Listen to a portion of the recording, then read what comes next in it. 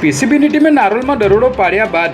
ઓઢવમાં આવેલી એક ટ્રાન્સપોર્ટની ઓફિસમાંથી પણ બિયર ભરેલા પાર્સલની ડિલિવરી લેવા આવેલા 2 યુવકોને ઝડપી લીધા હતા, જેમાં નારોલનો બુટલેગર હર્ષ પંજાબી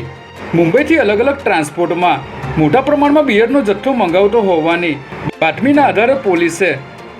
ઓઢવમાં આવેલી ટ્રાન્સપોર્ટ કંપનીમાં વોચ ગોઠવી હતી, ત્યારે બિયર ભરેલું પાર્સલ લેવા આવેલા 2 યુવકોને પોલીસે ઝડપી લીધા હતા.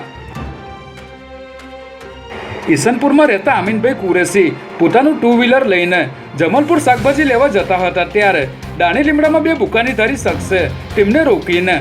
તું કેમ પોલીસ સાથે સંબંધ રાખે છે તેવું કહીને બેઝબોલના દંડાથી માર મારી હત્યાનો પ્રયાસ કર્યો હતો. આ બનાવ બની રહ્યો હતો ત્યારે આસપાસના લોકો ભેગા થતા ગુનેગારો ભાગી ગયા હતા, જેને પગલે હવે સમગ્ર મામલે ઉચ્ચ સ્તરીય તપાસના આદેશ આપવામાં આવ્યા છે અને પોલીસ દ્વારા આરોપીઓને તાત્કાલિક પકડવા માટેના પ્રયાસો શરૂ કરાયા છે. રાજ્યમાં પડેલા ભારે વરસાદ બાદ વડોદરામાં વિશ્વામિત્રી નદી છલોછલ થતાં પૂરની સ્થિતિ સર્જાઈ હતી, જેને કારણે ગૃહમંત્રી હર્ષ સંઘવી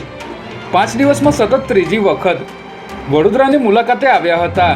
જેમાં તેઓએ વડોદરા કલેક્ટર કચેરી ખાતે સાંસદ ધારાસભ્યો અને અધિકારીઓ સાથે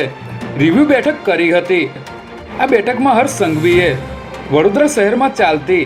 કેશડોલ સહિતની સહાયને લઈને તમામ પ્રકારની માહિતી મેળવી હતી, તેમજ બેઠક પૂર્ણ થયા બાદ લોકોના આક્રોશ અંગે પણ જણાવ્યું હતું કે જેની ઉપર લાગણી, શ્રદ્ધા અને વિશ્વાસ હોય એના પર જ લોકો ગુસ્સો ઠાલવી શકે છે.